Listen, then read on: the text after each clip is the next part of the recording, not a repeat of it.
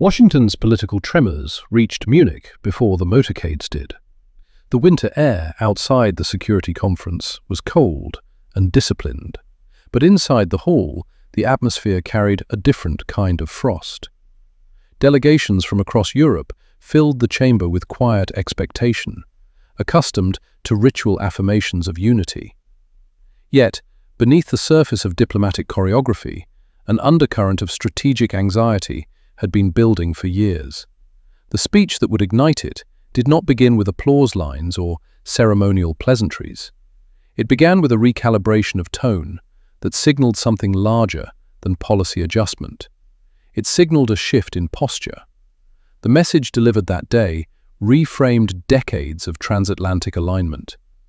For generations, the United States had acted as the primary guarantor of European security. Troops stationed across Germany, Italy, Poland, and the Baltic states symbolized more than military readiness. They represented political permanence. Missile defense systems, joint exercises, and intelligence sharing created a web of deterrence that anchored Western stability. Yet, the speech in Munich suggested that permanence should no longer be assumed. It asserted that alliances require reciprocity, measured not in sentiment, but in tangible commitments. The phrase that captured headlines implied ownership of a system built under American leadership. The implication was stark. Europe had flourished within a security architecture constructed and financed largely by Washington. The architecture remained, but its emotional contract was under review. The speech emphasized burden sharing with unusual bluntness.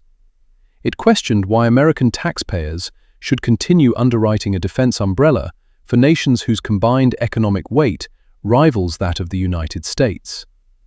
It underscored strategic divergence, noting that American priorities increasingly point toward the Indo-Pacific, while Europe's internal debates often revolve around regulatory policy and energy transition rather than hard power readiness. The reaction across the hall was not theatrical panic, but strategic recalculation. European defense officials understood that rhetoric can reshape expectations, even when treaties remain intact. NATO's Article 5 commitment was not revoked. Troop withdrawal orders were not issued. Yet, the psychological guarantee of automatic reinforcement was unsettled. Deterrence rests not only on hardware, but on perceived certainty. When certainty becomes conditional, strategic planners must revise their models. Behind closed doors, emergency consultations unfolded. German officials evaluated timelines for expanding procurement capacity. French advisors revisited proposals for integrated European command structures.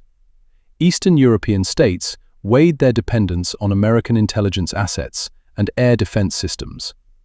The European Commission monitored markets for volatility while crafting statements that projected composure. Publicly, the language remained calm and disciplined. Privately, contingency planning accelerated. This moment did not arise in isolation. For more than a decade, American administrations from both parties had urged European allies to meet the 2% defense spending benchmark. Compliance was uneven until Russia's invasion of Ukraine jolted capitals into action. Germany announced a historic special fund for rearmament.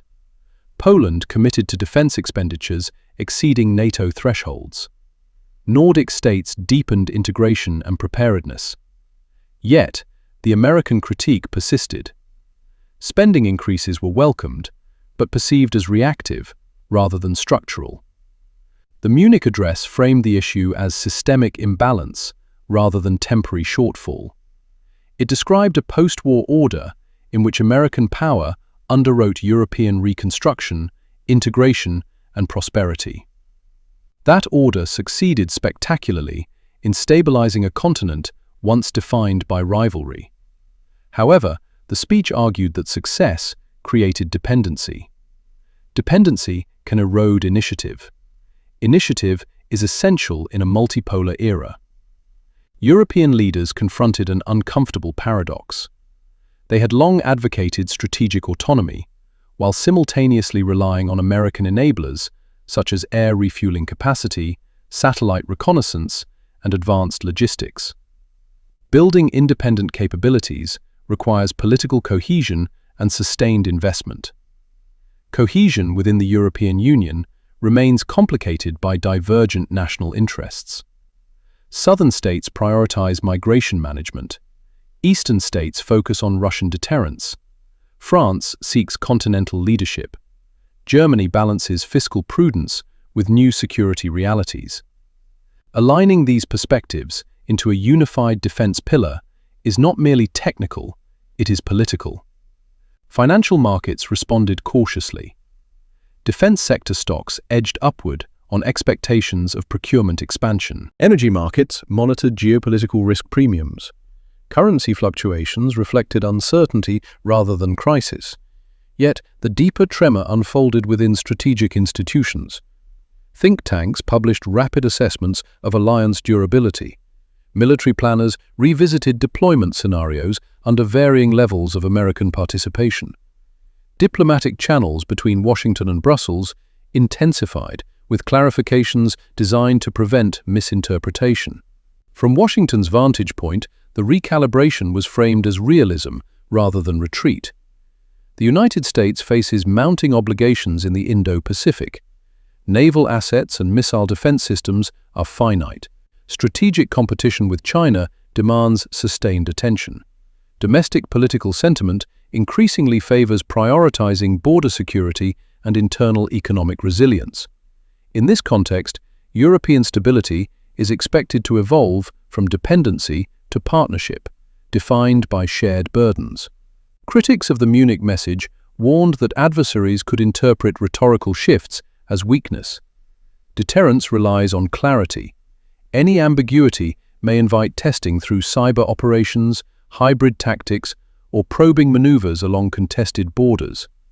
Supporters countered that candid pressure strengthens alliances by eliminating complacency.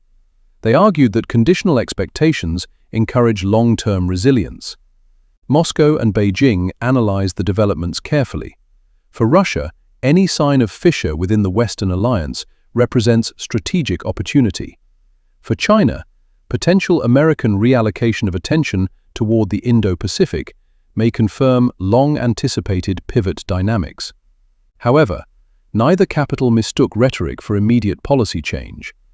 They observed the distinction between emotional shock and structural withdrawal. Within European institutions, debates intensified regarding defense industrial capacity. Procurement fragmentation across member states has historically limited efficiency. Calls for joint development programs gained urgency. Leaders considered accelerating investment in air defense networks, cyber resilience, and rapid deployment forces. The concept of European strategic autonomy shifted from aspirational slogan to operational necessity. Public opinion across Europe displayed complexity. Some citizens interpreted the American message as overdue honesty. Others perceived it as humiliation that undermined shared sacrifice. Media narratives varied from alarmist to analytical. The absence of immediate policy rupture tempered the most dramatic predictions, yet the underlying sense of transition persisted. The alliance framework remained legally intact. Joint exercises continued. Intelligence sharing mechanisms operated without interruption. Yet, the Munich episode altered tone and expectations. Tone shapes diplomacy. Expectations shape strategy.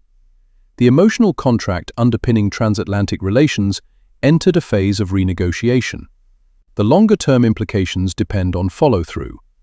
If Europe accelerates defense integration and meets enhanced spending commitments, the alliance could emerge more balanced and sustainable.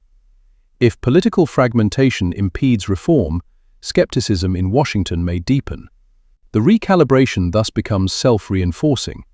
In geopolitical terms, credibility functions as currency. When certainty erodes, even slightly, markets and militaries adjust. The Munich message introduced calibrated doubt without formal rupture. That combination produces strategic tension. Tension can catalyze reform or provoke instability, depending on leadership choices. The coming months will reveal whether this episode marks rhetorical turbulence or foundational shift. Indicators to watch include European procurement contracts, troop deployment adjustments, and budget allocations within member states. Diplomatic language will signal whether reassurance regains prominence or conditionality becomes normalized. What is undeniable is that the assumption of automatic permanence has weakened. Alliances built on habit must adapt to changing power distributions. The transatlantic relationship is entering a stage defined less by inherited gratitude and more by negotiated equilibrium. Such transitions are rarely smooth. They require recalibration. History suggests that alliances survive when they adapt. Failure to adapt invites fracture. The events in Munich served as catalyst rather than conclusion. The architecture of Western security remains standing, yet its internal load-bearing structures are being tested. Whether the result is renovation or strain will depend on decisions taken in Berlin, Paris, Warsaw, Washington, and beyond. The silence that followed the speech carried weight precisely because it signified recognition. Recognition that the era of unquestioned guarantees has given way to negotiated commitments. Recognition that sovereignty and solidarity must coexist in recalibrated form. Recognition that geopolitical credibility cannot rely solely on memory of past sacrifice. In the end, the message was less about ownership than about evolution. Systems built in one century must adjust to realities of another. The alliance faces a moment of introspection that could strengthen its foundations if met with resolve. Panic may capture headlines, but strategy determines outcomes. The Western alliance stands at a hinge point where rhetoric and policy intersect. The direction chosen will shape the next chapter of transatlantic history.